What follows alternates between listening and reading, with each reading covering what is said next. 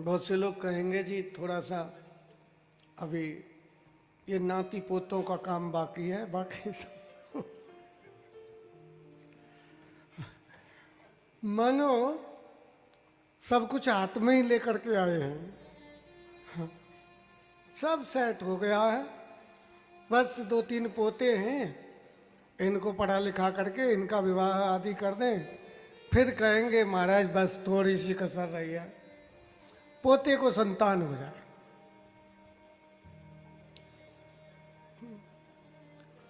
मनोरथान्ते, और कब जीवन का अंत समय आ गया पता नहीं लगा, कब आ गया।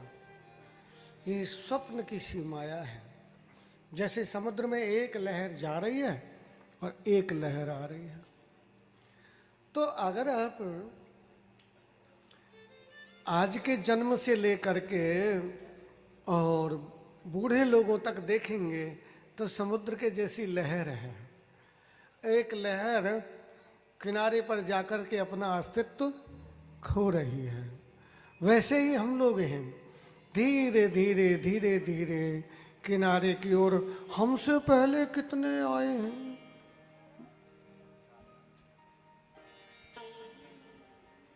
और कितने चले गए। इसलिए ये मानव शरीर में ही ये सब साधन होता है। भगवान का भजन मनुष्य शरीर में होता है, दान मनुष्य शरीर में होता है, धर्म केवल मनुष्य शरीर में होता है, तप केवल। बहुत से लोग कहते हैं जी हम तो वो महाराज जी का दर्शन करने जाएंगे, उन्होंने 12 साल से अन्न नहीं खाया।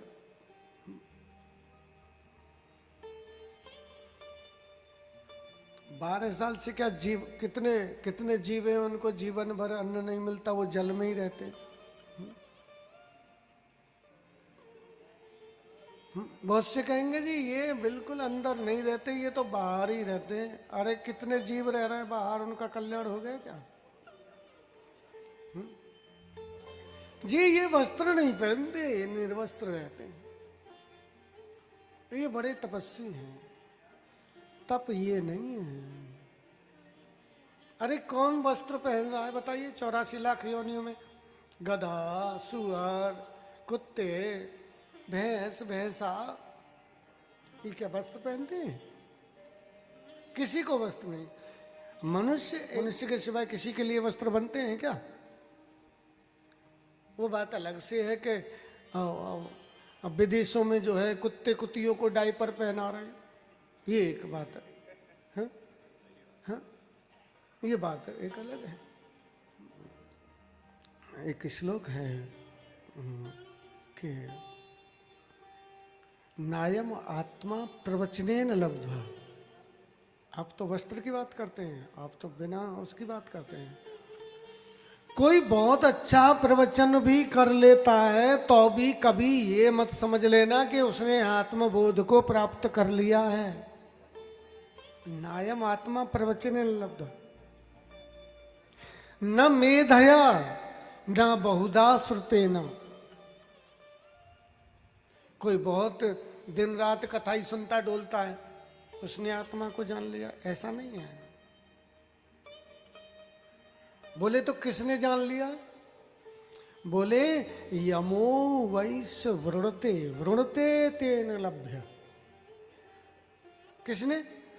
जिसने वर्ण कर लिया है ठाकुर जी को, मेरे तो गिरधर गोपाल दूसरो न कोई। जिसने वर्ण कर लिया, परमात्मा की अनुभूति न तो किसी तप से होती है न दान से होती है, किसी से नहीं होती है। किससे होती है? परमात्मा को वर्ण कर लेना, परमात्मा को स्वीकार कर लेना। तो बोले दान किस लिए है, तप किस लिए है? बोले दान इसलिए है कि जिससे कि तुम कभी अगर जन्म में मनुष्य भी बनो तो रंक बन के न बनो, रंक मतलब निर्धन बन के जन्म न लो। दान के बदले धन कई गुना वापस मिलता है। ये तो सब अपने जीवन के लिए है, अपने लिए है। कितने बुद्धिमान लोगों को मैंने बहुत निर्धन देखा। अगर मेहनत करने वालों के पास धन हो ना, तो इन मजदूरों के पास सबसे ज्यादा हो। ये बेचारे दिन भर पसीना बहाते। और बहुत से लोगों एसी में बैठे रहते हैं, 2 फोन इधर किए, 2 फोन उधर किए, 2-4 करोड़ का इधर उधर हो गया। वो बेचारे 8 घंटे पसीने बहाने के बाद वही मिलेगा जिससे उनकी रोजी रोटी चल जाए।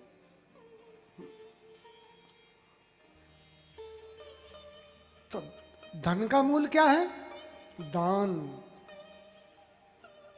स्वस्थ शरीर, उच्च कुल, सुंदर रूप का मूल क्या है?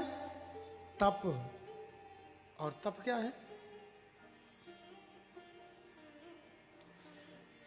इन कानों का तप है कि इन कानों से भगवान की कथा सुनी जाए, व्यथा न सुनी जाए। इन आंखों का तप है कि इन आंखों से भगवत दर्शन किया जाए। किसी की बहन बेटी को देख करके न कुत्सित विचार उत्पन्न किया जाए। इन आंखों का तप है। वाणी का तप है कि इसके द्वारा भगवान नाम जप किया जाए, भगवान का कीर्तन किया जाए, भगवान को रिझाने वाले गीत गाए जाए। रसना का तप है कि ये भगवान का भोग लगा हुआ प्रसाद ग्रहण करे, ये रसना का तप है।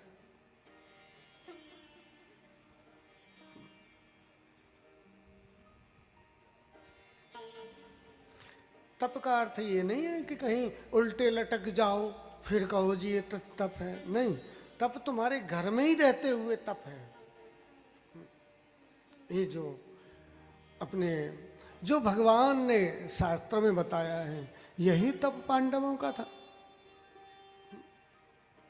जो भगवान को सबसे प्रिय थे।